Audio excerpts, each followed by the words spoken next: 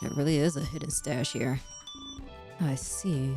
So this is a true prize meant to be shown only to the winner of the study. If it had been any different, do you still think he would have done what he did? Maybe it wouldn't have happened so soon, but that man was rotten to the core. I know we all hate William here, but hey, his brother here, like, relax.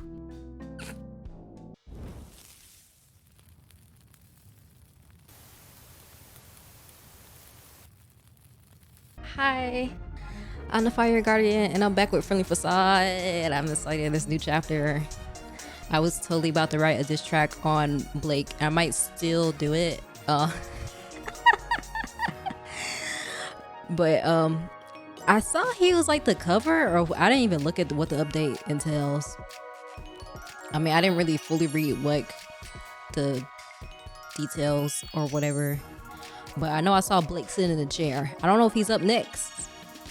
I don't know if he's gonna die next. That's unfortunate if that is the case, but either way, he probably still gonna get this track dead or alive. We're gonna do a recap for y'all just in case if somebody just tuning into this video. Recap. The Golden Foundation is an enormous tech company turned multifaceted business conglomerate that holds power rivaling that of the global superpowers. As part of their research, the Golden Foundation hosts the Isolated Society study, a psychological study involving 16 participants. However, this study was merely a facade to lure the 16 unfortunate participants into a game of life and death. The Golden Foundation informs them that their only chance of survival is to murder one of their neighbors and then pass a subsequent challenge. Upon completion of the challenge, the killer will join the Golden Foundation as an assassin, while the rest of the participants will be disposed of. However, if the killer fails to complete the challenge, the study will only continue. The participants who currently remain are as follows. Maggie, a formerly ditzy girl who has grown a level of maturity and a close bond with each member of the group on a personal level. She's been guided by her desire to befriend everyone, no matter what, and through her experience coming to terms with the meaning of death. Her best friend Holly is afflicted by a rare incurable disease, which dramatically shortens her lifespan. McKenzie, a kind yet strong-willed actress who originally strove to avoid conflict at all costs, even to the detriment of those around her. However, after being consistently wronged by the Golden Foundation and William, she has developed a grudge against both of them, even after his death. Despite past doubts she had about herself stemming from the pressure she carries from the harsh world of acting, she knows now that she wants nothing more to surpass William as a leader. Aster, a harsh woman who has a dark past that's deeply intertwined with the Golden Foundation, which has caused her to distrust all of humanity inherently.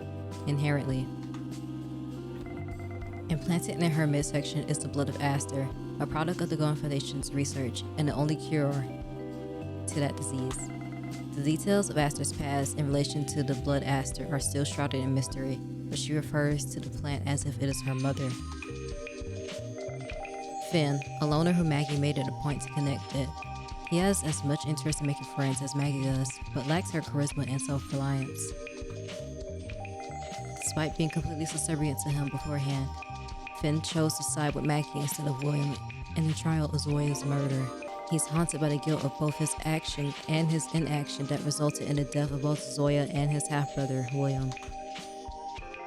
Calvin, an oddball with all kinds of weird fixations, who strangely seems to raise the spirits of those around him. He secretly cares strongly for the well-being of the other participants, but masks this thoughtfulness with absurd antics. Matt, who puts up the front of Matt,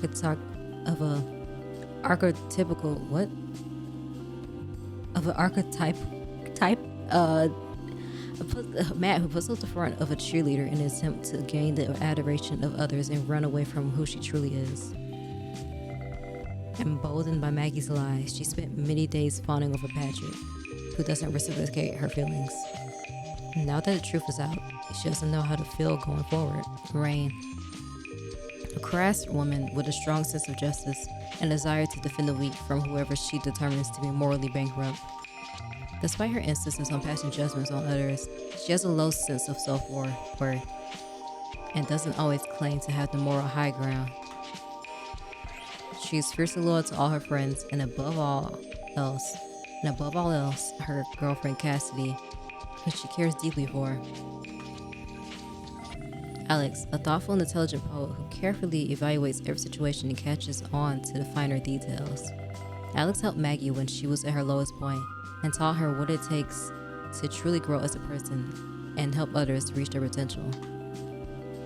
Alex has a great deal of respect and reverence for their parents, who encourage them to be creative, diligent, and persevere through all things. Tegan, a little troublemaker who's mysteriously a part of study. For some reason, she's convinced that it is December, even though it's July. Due to her age, she's often overlooked and seen as bothersome by other participants, especially McKenzie, who is tasked with watching over her. Patrick, a former high school soccer player who works hard to preserve unity and teamwork within the group while unabashedly believing they can escape. In the darkest days of his past, he had Ronnie, a person within his foster home whom he could rely on. Now he wants to be that rock in other people's lives. Puck, a man stuck in an uncanny oscillation between acts of whimsy and the dread of terrors to come. He has been close to Patrick since they first arrived. His outward persona is an act that Richter has forced upon him. He is a survivor of a death game that took place in the past, where he lost his closest friends. The Golden Foundation has captured Seed, a woman who is close to him, and will kill her if Puck deviates from acting like the person he was in the past. Blake, a seemingly chill guy filled with ambition who manipulate Maggie heavily in an attempt to win the study during the first few days. Despite his early showing, he is generally seen as untrustworthy, resulting in him slowly fading into the background of the group. Last is Mason, an eccentric conspiracy theorist who has correctly claimed that the isolated society was a death trap waiting to be sprung. Ever since his sister mysteriously disappeared, his social relationships have suffered as he dedicated himself to research. In the end, he has become extremely paranoid, detached from reality, and is no closer to finding his sister than he ever has been. The sinister overseer of the study is Felix Richter, who revels in the participants' suffering and is eager to discover who will prevail. Conflicting with the participants' desire for freedom, they are forced to participate in activities and fulfill roles that are assigned to them. Maggie is assigned to the store as his clerk. On the end of the 5th day, Amelia Doran was executed after donating all of her points to Tegan. On the 6th day, Maggie, Puck, and Zoya are contacted by a mysterious person going by the name Seed. Seed informed them that if they gathered 3 hidden flash drives, they would be able to prevent the current operation of the study from continuing. Currently, the group is in possession of one of the 3 flash drives. On the morning of the 7th day, Zoya's body was discovered, and the challenge for graduation held for the killer ended up being a trial. The killer was none other than William Langsey, who was only discovered because of key evidence Finn brought up due to Maggie's plea. It was revealed that if William passed his challenge, he had the privilege of saving another person alongside himself. William had intended on saving Finn, his half-brother, who he had tricked into assisting him in acquiring the tools necessary for the murder. However, after disowning Finn for his betrayal, Matt and Blake both jumped at the opportunity for William to save them instead. William saw through Blake's lies, denying to work with him and leaving him helpless. In the end, Maggie convinced Matt not to side with William, and the facts necessary to convict came to light. Losing all his support, William was executed, taking his hatred of Finn to his grave. Afterwards, Matt approached Maggie and asked her if they could talk the following day, to which Maggie agreed. Maggie tried to convince Finn that what he did was right, but Finn was conflicted about his complacency with Zoya's death and his betrayal of William. In the end, the group was left feeling more fractured than ever. All manner of thoughts have been born in the wake of such grave development. But there was one curious piece of information William bestowed upon the group before his demise: the location of the prize for winning the study. The laundry machine in the back right corner of the laundromat. The code 1130. Oh, yep, he's he's a goner. Roll, Dad, roll. Or maybe he's just gonna get framed. I don't know. Maybe they won't follow the exact same pattern. I would assume probably not. Who knows? Phew. Here I thought we'd be able to spend some quality time lazily drifting down the river, but you got me working like a dog.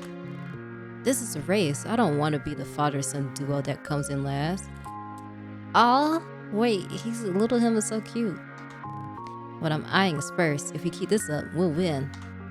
I get it. That competitive spirit of yours must have come from your mother, because it sure didn't come from me. Hey, keep rowing. I am. Keep it cool. Then why? Why are we...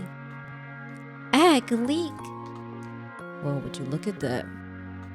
Don't act so casual about it. We're sinking. Sure are. No, the other families are passing us. Well, that's quite the stroke of bad luck. Oh well. Don't just say oh well. Get out and push. Push?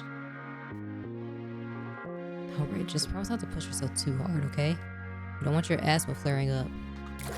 I'm fine, let's move. Looks like the Murphy family is finally crossing the finish line. This marks the end of the annual father-son canoeing race. Stick around, the honor ceremony will be starting shortly. Hey! Blake? This isn't fair. We got faulty gear. Our canoe had a hole in it before the race even began. I'm sorry? It's true. We would have won, but our canoe just happened to have a leak in it. How hard is it for you guys to make sure that what you're giving out still works properly? Oh my, he was a little brat. I deeply apologize for the oversight. However, I'm sorry for my son's outburst. He's just a bit frustrated, that's all. Dad? Continue on with the ceremony. Don't let us run on your parade, and thank you again for hosting the event. Yes, and sorry again for our mistake. Dad, what was that? You have every right to be angry with what happened, but it was no one's fault, just an honest mistake. This was simply a fun event for the community. It's nothing more serious than that. Look around, all the other families seem glad to have participated and done well in the race. Who are we to throw a fit and stand in their way? Unfortunately, these things just tend to happen sometimes. There's nothing you can do about it. That's just the way it goes. But, let's just go home. How? How can you be so unbothered? How can you just accept failure like that? What is up with him? Either of you mind passing the potatoes? Of course, honey. So, Eli, whatever happened to that promotional opportunity you brought up a couple weeks ago? That. It went to new kid, Clark, his name was. Clark? You're kidding. Now, Linnell. He hasn't been working there nearly as long as you have, and based on what you told me, he doesn't work even half as hard as you do. I know, but it is what it is. You should just quit. Why do you put up with them if they don't treat you right? I've been telling him the same thing for the better part of a decade now, Blake. He's stuck in his ways. That's not it. Working at the paper is all I know. It's all I'm good at. That's literally what you just said. You're stuck in your ways. And then you said that's all I know. It's what I'm good at. Like she said, you're stuck in your ways. Besides, the job's not bad. Not all bad. Even if my boss can be a bit... Well, tomorrow is bring your kid to work day. Maybe Blake can talk some sense into him. How about no? Whoa, now, don't go giving him any ideas. He'll do it, you know. Look, I've been around long enough to know that there's a certain way the world works. Fighting it will only make things worse. Now this one. This is a shot I'm particularly proud of. It was the first time I was featured on the front page. Takes me back. It is really nice, although the conversation is a little lacking. Oh, right you are. But out in the field, you don't always have the luxury to perfect everything. And woo, the deadlines can be suffocating. What was that, Murphy? Nothing. Just showing my son around the office. Blake, this is my boss, Mr. Wedgwood. Hey. A bit informal, aren't we? Go on, Vincent. Introduce yourself. Very nice to meet you, Mr. Murphy and his son. Say, you join us for drinks tonight? You always turn me down, but, you know, I thought I'd kindly extend the offer. I know your family's important to you, but we are a family here too. We are a family here too, aren't we? Oh, no. No, sir, you're co-workers. I always tell my boy how important it is to develop a healthy relationship with his employer when he grows up. That is a crazy thing to say. That's right. So, what do you say? You know I don't drink and that I'm leaving early to go to Linnell's aunt's funeral. Oh, my condolences. A shame. I suppose Clark and I will just have to discuss business between the two of us.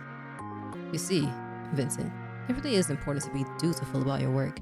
Otherwise, no one will think you've invested in the company's growth. Oh, get this man out of my face. You're the one playing favorites here, investing in a new guy instead of my dad. Oh my gosh. He deserves a promotion 1,000 times more than your drinking buddy. Blake. You. How dare you insult my dad? Oh. The what? The what? Better watch where you're going. You ran right into my fist there.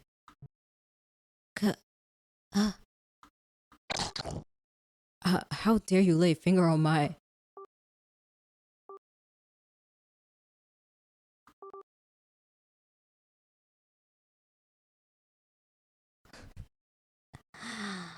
Okay, yeah, we would have had a problem and I would have quit and found a new job, because ain't no way.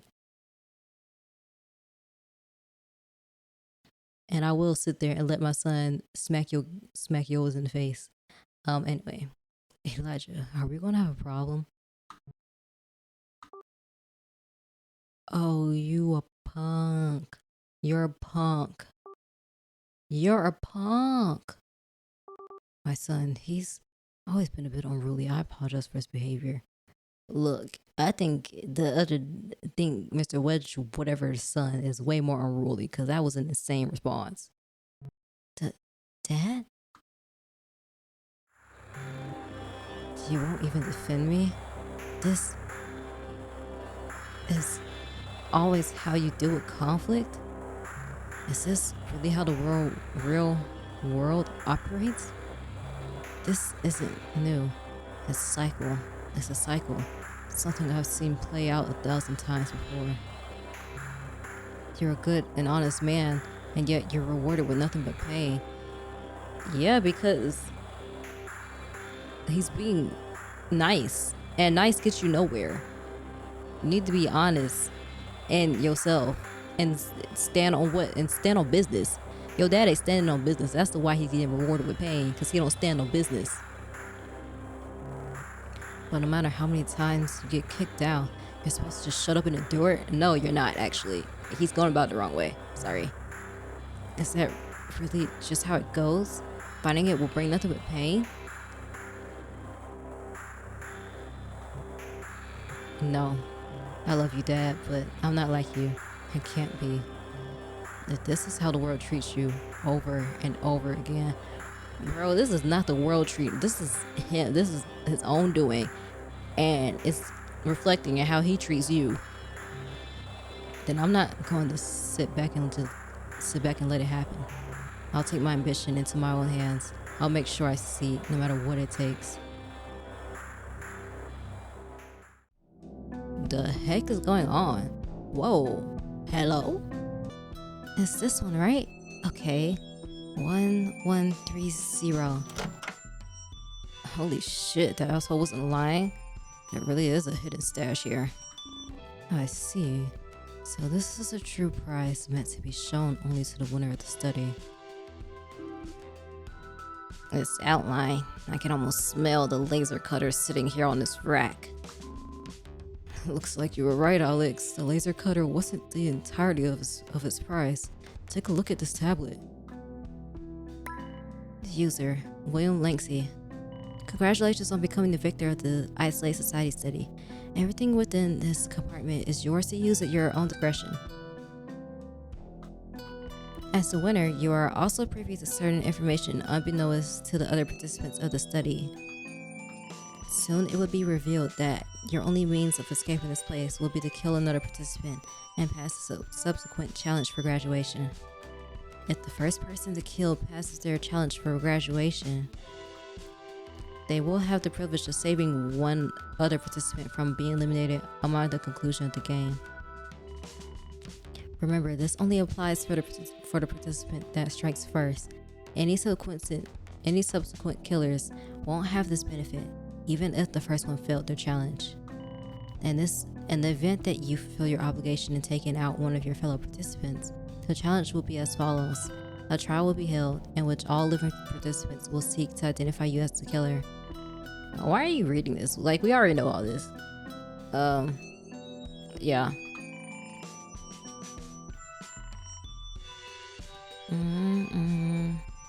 Yeah, past challenge. That's exactly like what happened yesterday. We weren't informed on the rules of the challenge until after Zoya's death. It seems William was afforded this information beforehand. You don't say. Of course, it had to happen this way. He would have had no reason to muddy the waters of evidence otherwise. Some prize this is. The way I see it, this was meant to incite him more than anything. I mean, it gave him all the tools and info he needed and all the reason to get the job done. William, if it happened any different, do you still think he would have done what he did? You know, if he hadn't won the study. Probably. Of course he would. Maybe it wouldn't have played out the exact same way. Maybe it wouldn't have happened so soon. But that man was rotten to the core. You might want to pipe down a little bit. I know we all hate William here, but hey, his brother here, like, relax. You know? It was only a matter of time before he betrayed us. There's one more thing. I think it's going to explain this screen that's built into the back of the compartment. In addition to the laser cutter and this information, quite possibly the most important tool at your disposal is a system available only to you. The weakness reality system? What? When the weakness reality system is used on a target, not only will the weakness outlined within their corresponding weakness file come to light, through the power of the Isolated Society study and the Golden Foundation's technology, they would be embodied in reality itself. Huh? Upon using the system, the study will transform, placing your target in a disadvantaged state, allowing them to be dispatched more easily. This is undoubtedly a powerful tool, but tread lightly. Calling too much attention to the wrong person could spell you. What does that even mean?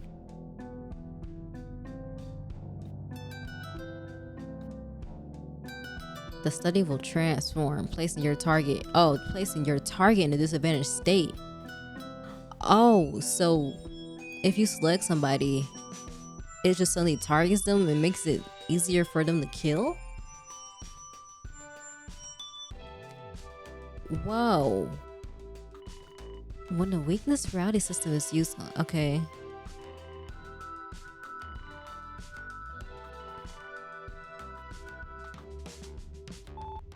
Weakness reality system?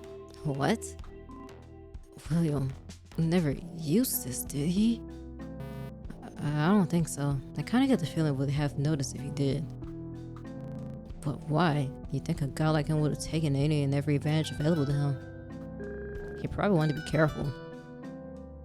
Perhaps he liked his odds better without it. If he were here to kill, he would have to distance himself from the events of the murder as much as possible. He may have believed introducing this additional factor would only serve to implicate himself as the murderer. Do you believe so if his own biases were to play a part in selecting a victim for the system? Yesterday, he did make it so clear that he wasn't targeting anyone in particular with his trap. It was Soya purely by chance. Additionally, if the weakness reality system is obvious in its malice against its target, then we would have known someone was working against the group. If that were the case, we'd have been more guarded against his ploy. By using the system, he'd lose his greatest ally, the element of surprise. Finn, he didn't happen to mention any of this to you, did he? No, I never knew about this cache.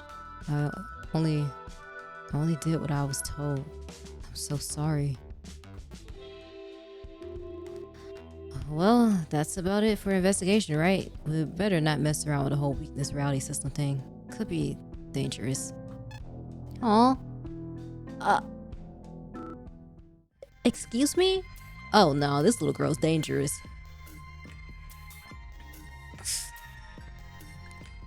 You're right. It's too risky, but still. But still what? You know as well as I that anything weakness related is bad news. Don't tell me you want to take it. I know, but I'm tired of just waiting around. I want to lead us all out of here, and to do that we can't leave a clue unexplored. What are you planning to do? I know it sounds crazy, but I know what McKenzie's feeling. I feel it too, so you want to use it just to see what it does? And I can't stop thinking about what Seed told us the other day. An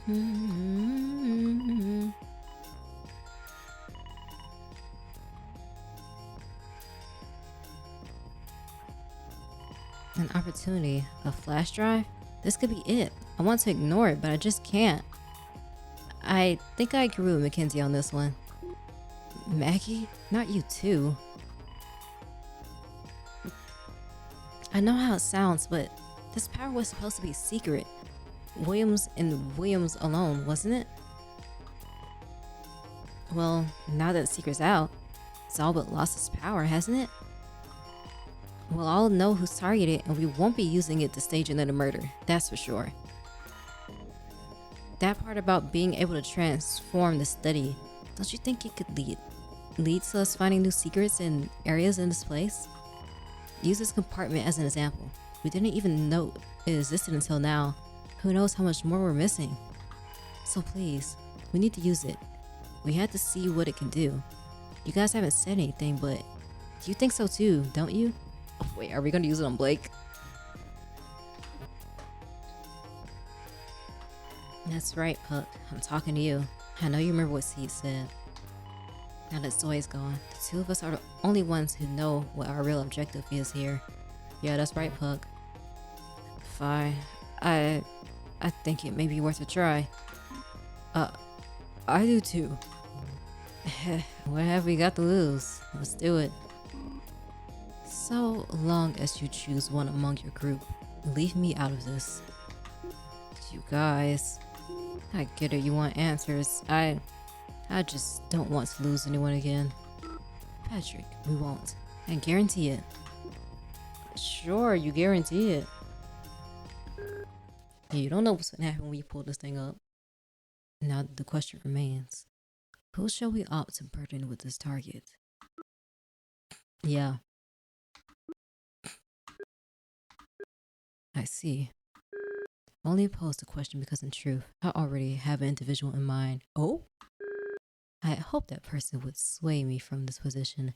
I take no joy in saying this, but I knew they were gonna say Finn. Oh my gosh, wait, because when that last sentence was like, oh my gosh, they're gonna say Finn. No, my sweet baby. I know he'll do it too. I know he'll just be like, okay. No, my sweet baby Finn. I believe the target of the weakness reality system should be you. Oh. What? Alex, why? You know why. You know why they said that. Well, Because, put it plainly, he has proved himself a traitor to our cause. I'm sympathetic to your current predicament, Finn. Truly I am. Losing one's family is the truest hardship one can endure. I also recognize the difficulty you must have faced in William's puppeteering of your actions and the past experiences that led you to be put in that position. That being said, regardless of sentiment, regardless of intentions, actions cannot be overlooked. True. You acted in opposition to us. If you turn traitor on your own brother, who's to say you wouldn't do the same to us? When tasked with selecting an individual among us to take the additional strife, you are, unfortunately, the first to spring to mind. Oh, I can think of a few others. Matt for one. Oh, and Blake too. Yeah. You. Ugh. Yeah, of course you got nothing to say to that. There's no way you could defend your actions. All three of you. You all tried to get the rest of us killed so you could survive and escape with William. Okay, Finn didn't know about all that. Or did he? That he didn't know about the details of that.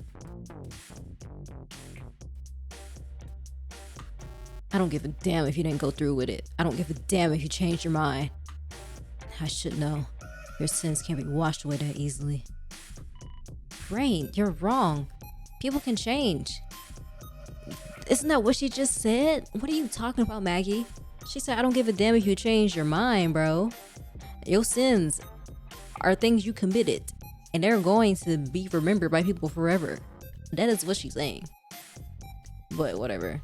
I know it. I believe in them. We can't start fighting amongst each other. The only way we don't make it out of here is if we start fighting, right? Maggie, I love you, but you're still just too damn naive. I wasn't the one who started this. They were.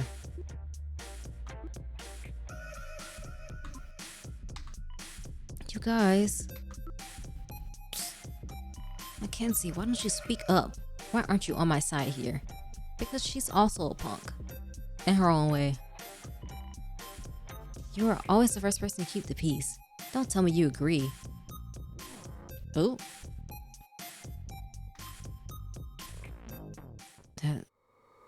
That's enough. Huh? Oh, okay, Finn. Okay, Big Finn. I'll do it. I'll be the target. Finn, don't say that. What are you... Okay, Maggie about to piss me off again. I'm sorry, Maggie stay pissing me off. Somebody gotta do it, bro. Somebody gotta do it. So you wasn't gonna be this, no, don't do it for anybody else? Like, oh my gosh, just let him stop trying to argue with him and just let him do it. Finn, don't say that. Don't let them pressure you into doing this. Then they're gonna pressure someone else. And then what? What? They don't know you. Not like I do. Girl, you don't know this man either. You don't know him either. We'll show them. Shut up, Maggie. Please, just be quiet. Oh my, I'm sorry. She's traumatized. Let me stop getting on her. We'll show them together. But let them see who you really are. Maggie, just stop. Maybe it's you who doesn't understand. That's what I deserve. It actually is true, Maggie. I hate to break that. I love Big Finn, I do. But he is right. He just went along with this. Even though he didn't know the details, he knew something was wrong. And you gotta face the actions of your consequences. What? The actions of your consequences. You gotta face the consequences of your actions. Whether you meant to, in his case, kill somebody or not. Sorry, Maggie. It actually is what he deserves. That's not true. We can't let this happen. Relax. Didn't you just... I just don't understand why she's so against this when she literally just agreed with McKenzie to use the device. What do you think is gonna happen? That you're okay with having it with somebody else? I'm sorry, Miss Crane, but it must be done. You yourself were rallying to use the system just moments ago, right? Thank you for pointing out, Alex. Someone must be chosen, and this seems to be the path of the least resistance. Know that we do not wish harm to befall him, nor anyone else to study. But it's okay, Maggie. Let it go. Why?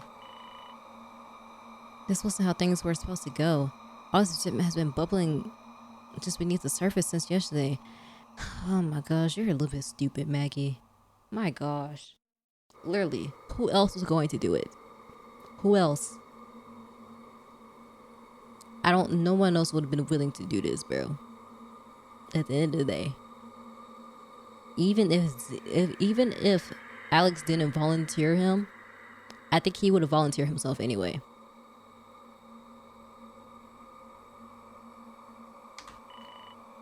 I thought that I could smooth things over. I thought that I could. But that's not resentment, bro. They're just don't go with the most plausible, whatever, with the best course of action. I guess things aren't so simple. All I'm doing is spinning my wheels to no effect. Words alone can only go so far. All right, everyone. If we decided, I'll press Finn's icon.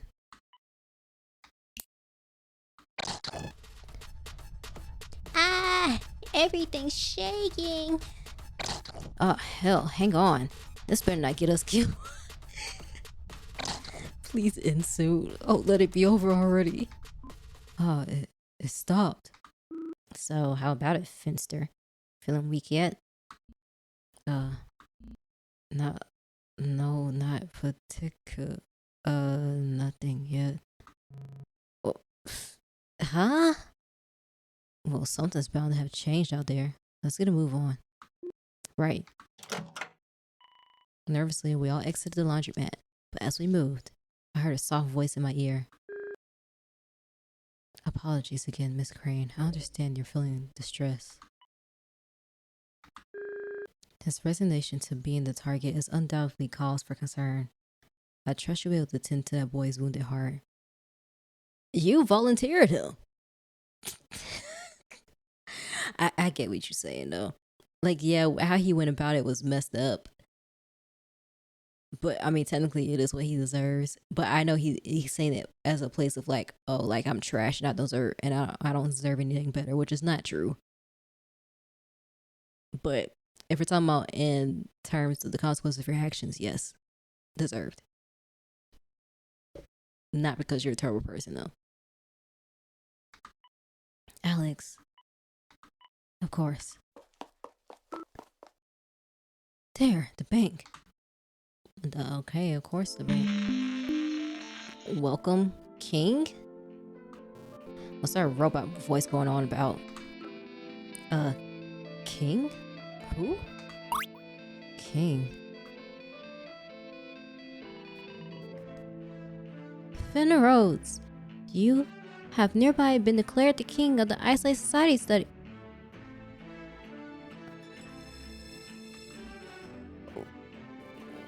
What? The duty of the king is a heavy responsibility to bear. It requires courage, charisma, and unshakable spirit. A king guides his subjects with conviction, yet gracefully lends an ear to the concerned populace. Now, more than ever, is the presence of the king necessary. Your task is thus: seek out 4 members of the peasantry to appoint as your royal advisors. Meet with them one by one, and allow your bonds to flourish. Is this for real? I mean, upon meeting your 4th and final advisor, your task will be completed, and you'll be freed of your kingly obligation. Okay. Go forth, King Rhodes. Usher forth an era of unparalleled progress. So what happens if he doesn't complete it? You may begin by meeting with your first advisor. All others must vacate the royal palace, that which was formerly known as the bank. What the heck? 30 seconds remain? This isn't good. Finn seems stressed. Yeah, that is stressful. Like, he has to go seek out people and think about it. Like, yeah, that would have stressed me out so bad. He just has to choose someone. I can help. It's okay, Finn. Choose me.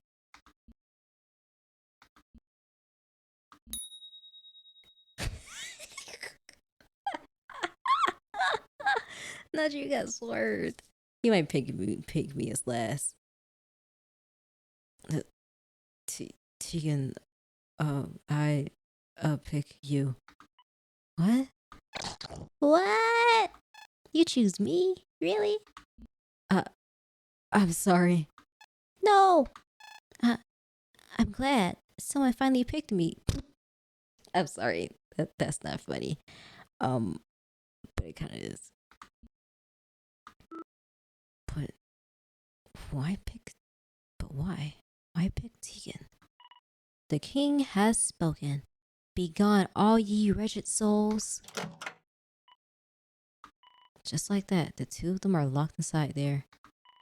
Finn, just what is going on in the head of yours? What are you thinking? The hell is that?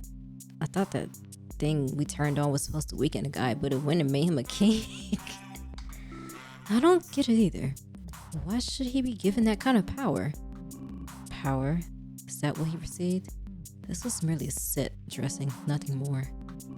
Do not forget that this was brought upon by the weakness reality system. You're right. We can't forget to consider the fact that we're not supposed to know that this is part of a trap that's meant to be used by a would-be killer. The whole world. Oh, okay, so it's like supposed to be like set up like a challenge, so people thought it was like some sort of challenge.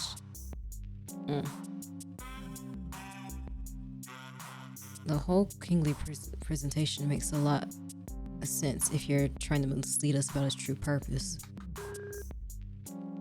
If that is indeed the case, maybe it is possible for us to reason about the true purpose of this royal fabrication. If it's about his weakness, then maybe that's why he's being forced into this position. I mean, being put on a pedestal, being forced to talk to a bunch of people one-on-one. Finn wouldn't want any of this. That's true, and as for how this would benefit the person who was to activate the system on him, maybe the point is for Finn to select that person so they get a chance to murder him behind closed doors. But that doesn't make... Yeah, I hope no one is getting any ideas here. Well, if that's the intent, if that's the extent of this whole thing, then hopefully we'll be in the clear. As long as Finn gets through his 4 one-on-ones and we all just have a nice, pleasant conversations with him, nothing can go wrong. Right, let's hope that's all there is to this. What we don't know is what's happening behind those doors right now. Can't even hear a peep either. Shit's locked up tight. Not like there's much we can do about it. Okay everyone. Look, we used the system for a reason, didn't we? The bank's changed, that's for sure, but who knows what else could have happened. Let's not waste any time and get to work in finding a way out of here, okay? I believe in us. If anyone has any issues, don't hesitate to come and find me. Now that William's gone, I'll be the one to vouch for each and every one of you. I want you to know that I really am serious about this. I know that I can do this. So let's go. Finn, I hope he'll be able to pull through this. Maggie, now that we have the time, we should discuss how we're going to move forward. Oh, sorry, Mason. Now's not a good time. What? Why? You're meeting up with someone else? I'm not meeting anyone. It's almost time for my job at the store. How stupid of me. Then I'll get to searching and report back to you if I find anything. Okay.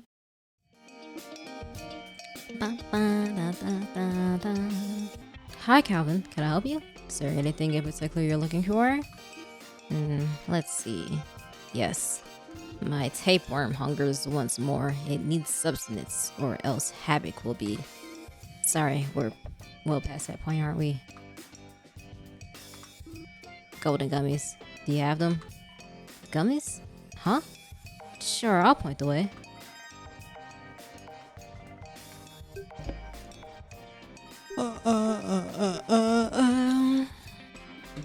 Obviously, it's in snacky snacks. Wow, that's a lot of bags. You holding up all right, Calvin? I've been better, but they're not just for me. You want one? Oh, thanks, but I'm fine right now. I see you're planning on sharing them with others. Would a dragon ever share his hoard? No? Shows how much you know. Dragons are gentle beasts. Even in the darkest of ages, there's joy to be found in sharing a meal with others. Even gummies. Oh, my mistake. How dare I doubt the great and wise dragon? Nah, don't try groveling now. You didn't even take a gummy. Ha, that Calvin. He's certainly grown more earnest as of late. No doubt as a result of everything that's happened. Shit, I better set aside the purple ones. Okay. Was that suspicious? Or like, maybe he just doesn't like purple gummies. Nice to see you, Maggie. I see you're stuck doing your job. How are things? Good. Well, as good as they can be. It's weird seeing you at this time of day without Tegan by your side. Alright, it's about time. I would have received a warning by now if it was against the rules. I suppose with this whole weakness rowdy thing going on, they're being lenient on Tegan and I's arrangement. I'm glad Finn started with her. This is a really critical time for me. For us. Now that William's out of the picture, damn, things can really start to get done around here. I need to show everyone that I'm capable of everything he was and more. A dictator who forces commands on others isn't what will get us through this. A kind heart is all it takes to lead. Sure. We'll find some clue to escape. I know we will. Once you're done with your job, you'll be looking out again, won't you? Yeah, of course. McKenzie. William may be gone, that's true. But that rivalry of yours, for better or worse, a part of him still does live on in your head. Anyways, would you mind pointing me in the direction of a metal detector? I think it'll help in finding any hidden spots like we found this morning. I've already checked the electronics aisle and didn't find it though. A metal detector? I don't know if the Golden Foundation will allow us to have something like that, but your next best bet is going to be, I would imagine it's hardware. What she say? She checked the what? I actually don't remember what she said. I don't remember what she said. Oh my gosh.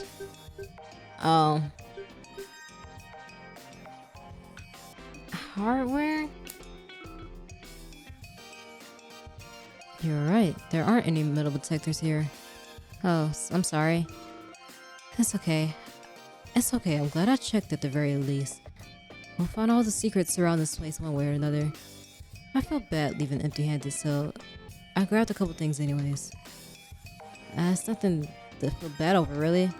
Thank you. I'll be on my way now. Are you here to do some shopping?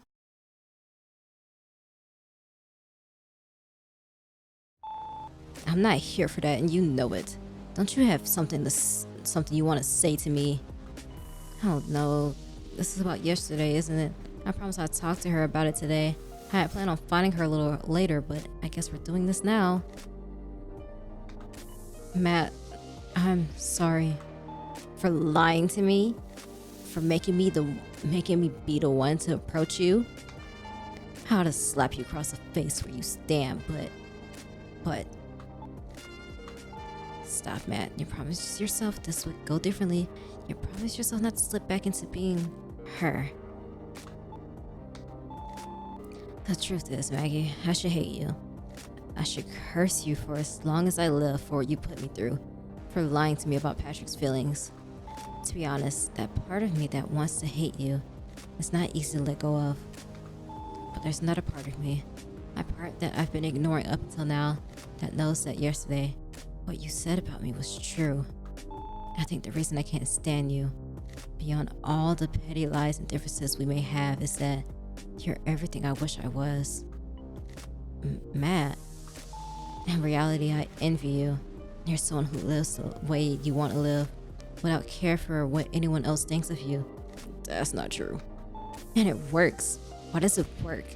Why for you? But me, I'm nothing but an imposter. A fake who pretends to be someone she's not, and still I end up alone. I need you, Maggie. Whoa, what? You need me? Hold on. You have everything I wish I did. I don't want to hate you. I wish I was you. So I want you to teach me how it feels to live without regard, to live like you. Hey, I guess it's a decent way to go about it. Because, you know, some people will just sit there and befriend you without saying all this and just simply hate you because they want to be like you, and then slowly copy you, your style, your likes and dislikes, and then low-key try to steal your life somehow. They'll try to match your energy and mirror you in every single way. Matt, I had no idea you felt this way. I want to help. I want to answer your call, but there's one thing you're mistaken about. I'm not free from insecurity. I don't live without consideration for what others think of me. In fact, I think about it a lot. Yeah, that's why she freaking lies. But if there's one thing I know, it's that deep down, I'm true to myself. So maybe that's what you really need, Matt. Is to stop lying to yourself about who you really are.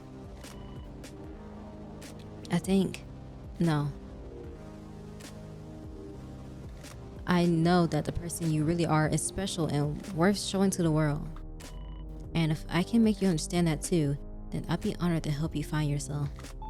Mackie, who knew a loser like you could make me feel this way? Girl, you're a loser.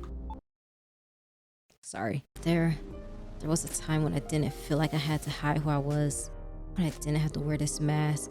I don't think people are born self-conscious. Of course not. It's something that's inflicted over time. As you mature, you become more and more aware of other people's feelings and their judgment. Middle school. That's the last time I can remember when I really felt free. Of course, she had on glasses. Dyed hair, the way I dressed is completely unrecognizable from the person I am now. But there was never a time where I felt more like myself. I always had these stupid hobbies. I was into the nerdiest things, and boy did I want everyone to know it. Matt, no matter what it wasn't stupid. It's not stupid, so as long as you enjoyed it, it mattered to you. Right, whatever. I make these crummy drawings and show them off to anyone who give me time of day. Me too. Oh my gosh. I try to get my classmates into all the anime shows I watch. Same. Although that never changed as I got older. I just have like less people to talk to now. Most of the time they brush me off, but that never deterred me. Not really. Maybe I was just too passionate to let it get to me. But that all changed after him. Are you serious? You changed all for a boy? Oh, that's so sad.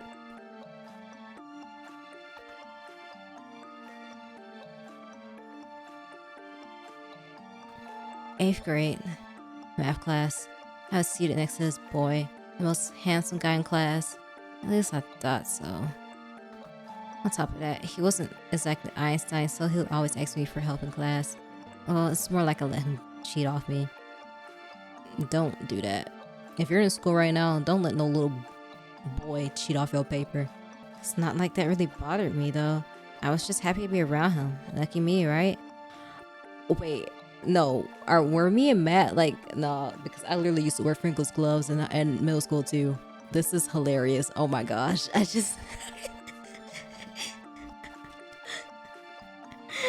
I would show people my drawings, and I would like pass around my books. I guess the difference is like I didn't deal with people like the school I went to. It was full of geeks and nerds, so I wasn't necessarily out of place. But yeah, I was walking around wearing fingerless gloves, drawing little anime characters and showing it to people, and I'll write stories, whole books really, and pass them around to my classmates for them to read. I would sit there and bring my manga and stuff to school. Yeah, all that stuff. Like it was not abnormal to do that where I went to school with. Or at least the manga stuff. I mean, it was a bunch of us, a whole group of us into anime and manga and all that. Well, I don't think I was subtle about my feelings about him. One way or the other, his friends must have caught on that I liked him. One day he wrote me a letter asking me to meet him behind school. Oh no. Can you imagine how my heart fluttered upon receiving an invitation like that? I was on top of the world.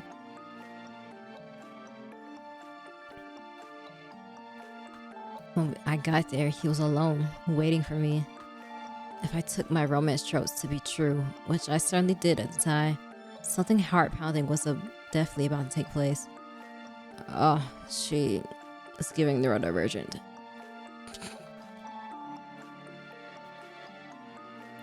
He took a step forward and said those magic words I've been just dying to hear. Madalaya, I love you. Will you go out with me? Love you. As soon as they left his lips, it was over. I poured my heart out to him, all of it. Let me guess, they dared him to do it.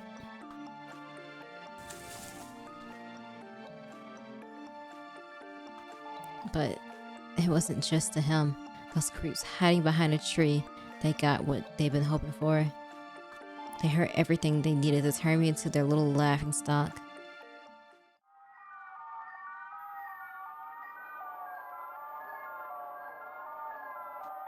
You idiot. Why would he ever go out with a loser like you? You actually thought he was serious? The weird girl couldn't get any more delusional. That's what they said about me. They mocked me relentlessly. In my heart, it was shattered. Oh, okay, you know what? I get it now. Yeah, it wasn't just she changed for a boy. She was relentlessly bullied for confessing her feelings. But what hurt the most was what the boy I asked out did. He didn't say a word, not a single word, but he laughed. All he did was laugh, but I hurt me more than any combination of words in the English language ever could. That laugh rang in my head constantly after that moment. For months, I couldn't get it out, and even then, the scars left behind still linger. As bad as that experience was, I thought that maybe, just maybe that day or even that week would be the end of it. But word travels fast between middle schoolers. By the time the next morning rolled around, I was the talk of the school. Everyone already knew I was weird. Everyone already thought I was annoying. But this was like a catalyst for them to act on the thoughts that, until then, they just were keeping to themselves. And when someone's made to be the butt of a joke, and you see all your friends laughing, it's so much easier to join in than to speak out against it. I was subject to entire school's ridicule. It began with a confession, but it quickly escalated from there. My looks, my hobbies, nothing was off the table to make fun of me for. There wasn't a single thing the teachers could do about it. They tried, but with how many students there are, plenty of insults slipped right under the radar. At a certain point, I think a part of me started to actually believe the things they said about me.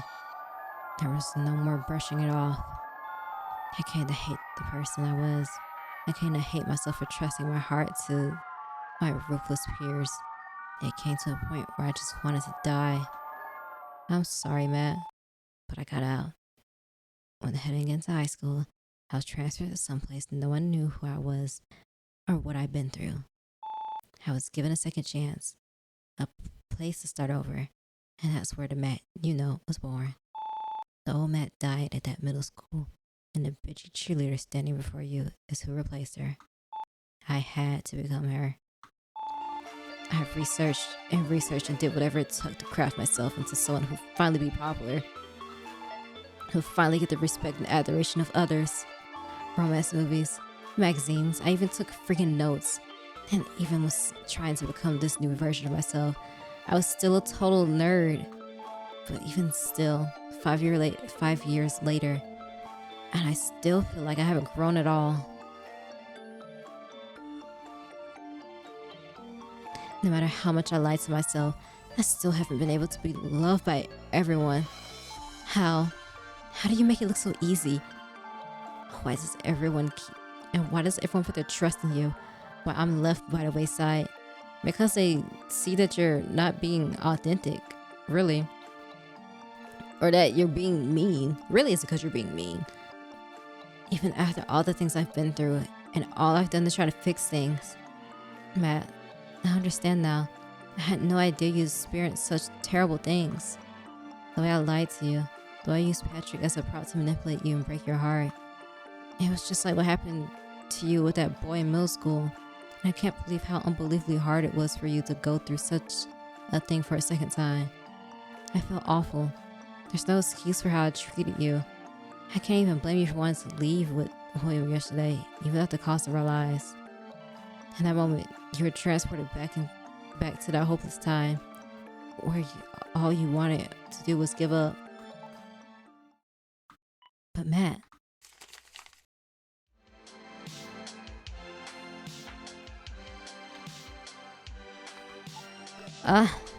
thank you so much for telling me. The fact that even when you're feeling all those complex and excruciating emotions from your past, you still decide to put yourself second and protect all of us means more than anything. It would have been so easy to keep quiet. It would have been easy to turn your back on all of us. I even deserved it. But you didn't. You didn't give in. Even when the world felt stacked against you. You see how she noticed that she deserved what Matt was going to do to them, but she couldn't understand why Finn said that he deserved to be put in that predicament. Okay, I'm just trying to see here. I'm just saying. To me, that means more than anything. That's how I know. I know you can change. I believe with my whole heart that you can become who you truly want to be and show everyone just how bright you really can shine.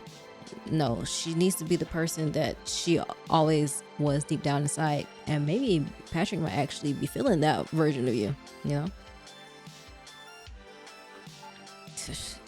You. Right, I get it already. Now let go, loser. Hey, bad Matt. Oh, what? You just called me a loser. You really want to change. That word's gotta go. Come on. Like, we're starting already? Of course. Even now you're using your persona as a shield against your emotions. It's a reflex you built up to protect yourself. At least that's what I think. As much as you and I may wish it could be something that can be fixed immediately, it's something you might have to work on to see progress. So from now on, no more loser. If you want to be the person you're meant to be, the first step is to stop relying so heavily on this cheerleader persona of yours. Maggie, I hear you, I really do, but it's been so long. I don't even know if change is still possible for someone like me. This facade of mine, that's all I have. I don't even know who the real Matt is anymore. If you can't even remember the real Matt, then even if you're able to become her again, it might still not feel real to you. The truth is, even if you change who you are, there's no guarantee that'll make you happy. But I think that's okay. Everyone feels unsure of themselves from time to time. And everyone is always changing no matter who you are or what you've been through. You don't have to choose between the old Matt or the fake Matt. You only have to be yourself. But I don't. Even if you don't know who you even are or who you're supposed to be, that only means you can still discover it. Even if it starts as a facade. doesn't mean it has to be negative. I've seen it firsthand here. Facade can exist for any number of reasons, even for good. And I believe that given enough effort, even a facade can become a reality. If you work for it, you can reshape the person you want to become. When I was a kid, I was all sorts of rude and judgmental. I thought the whole world revolved around me. But my best friend Holly showed me what friendship could feel like, what kindness felt like. And when I first started, I felt like I was just faking it too. I battled with it. I did things I'm not proud of, but every day I'm trying. And now, because of all we've been through together, I know who I'm supposed to be. A friend to you and to everyone trapped in this place with us. A friendly facade for people like us. That's the first step, but what follows, that's what's real. Maggie, I'm glad I didn't run away. I'm glad I didn't bury my feelings and came to you instead. I promise you, I'll try. I already know I won't be perfect, but I'll try to live the way I want to. Maggie, thank you. You're a real friend. Aw, I really am sorry though for lying to you from the bottom of my heart. For what it's worth, I didn't necessarily think there wasn't a chance of you and Patrick working out. Maggie, don't get it twisted. That isn't why I wanted to change. This isn't some stupid plan to win Patrick over or anything. This is for myself, no one else. What the heck? What? It's time for today's group activity. Meet in the theater room of the arcade. As long as you don't meddle again, this will be the first group activity since the true nature of the study has been revealed. Oh gosh. Prepare yourselves. He told us that before. He doesn't have to repeat himself. This activity will be a matter of life and death.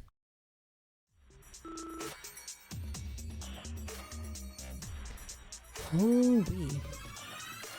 Flash drive? Come on. Surely someone found one, right? I'm afraid my personal search amounted to nothing. As much as I wish it wasn't so, I couldn't find anything either. I mean, there's a chance that there's nothing for us to even find. Hoping there would be more flash drives was kind of a shot in the dark. Sorry everyone, I had a lot on my plate. It's all William's fault. McKenzie, you really got chill. Even now, if you hadn't made those laws, we'd be able to ignore our jobs and search freely. But you raised your hand too, I think. I didn't. You did that with William. That was before you all got mean. What? I was only using him. He passed a law I wanted in exchange. Hold on. Tegan, you're back? Yep. So, how did the first meeting go? Finn, he's avoiding my gaze. I'm not supposed to talk about it. How mysterious. It wasn't dangerous, was it? Neither of you are hurt, are you? No, it's nothing like that. Please don't worry about it. He's avoiding questions. Was it the rules that told Tegan not to speak about it, or was it him? Come on, guys. I know we're all concerned about Finn, but we got bigger problems on the way. Damn, it looks like there's no avoiding this. I have to survive. It's okay, everyone. We just need to be better next time. And if there's nothing else, if we found everything we can, you can't think like that. There's a way. I know there is. If you're all done, let's get the activity underway. I've been waiting for this. Before you are 13 chairs set up in a circle. Claim one and sit. That's all? Fuck, how are we supposed to know which one to choose? Is that what this is? Pick the wrong one and bam, you're dead? I don't wanna. She's right. We don't have anything to go on, but when it comes to the goal information, would it really be something so simple? Even now that these activities have become deadly, we have to do it. If we don't all participate, we'll die. Same as always. I sit down in the chair in front of me. Ooh. With only a moment's hesitation, Finn sits to my left. Hey, Big Finn.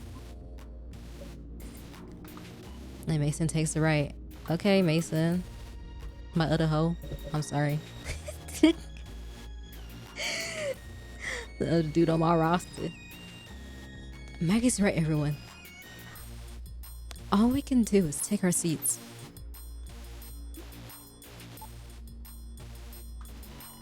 As Matt meekly takes a seat between Finn and Rain.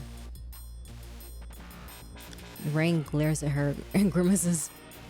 Alright, drama queens, let's get to the rules. What's the rules? There's no more need for pretenses, so I can explain to you directly the purpose of this little game. You see, the work of the Golden Foundation agent is not a glamorous one to say the least.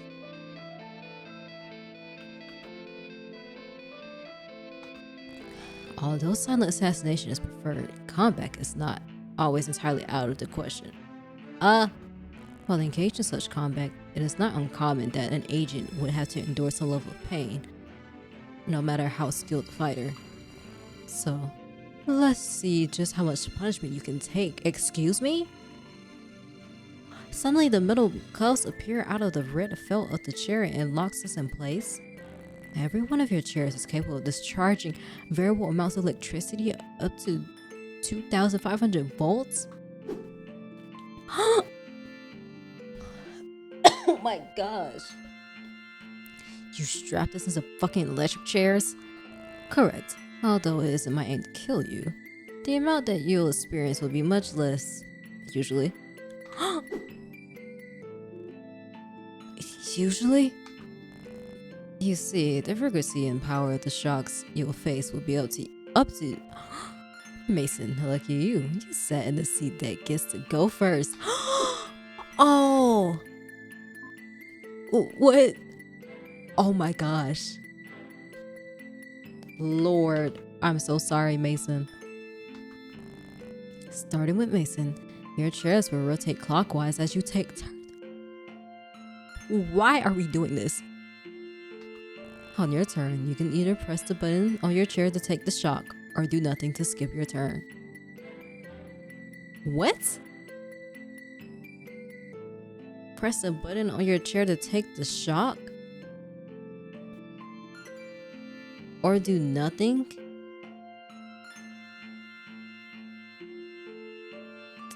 Why are we skipping turns? You see the many number ones on the big screen. That'll tell you the level of shock you'll take if you choose to go for it. This is insane. Every time you skip, the level of shock increases by 1. What is the end goal here? At 2, it means you'll take a shock twice as potent as normal. 3 would. Okay, yeah. The limit is 5. The person before you skips a level 4 shock and sticks you with a level 5. You're out of luck. What? Once the shock reaches level 5, there's no skipping allowed. So you just grit your teeth and bear it. And maybe the last thing you ever do. Well, that's about it. It will continue for a set amount of rotations, but I don't really feel like cluing you in on how many. Good luck.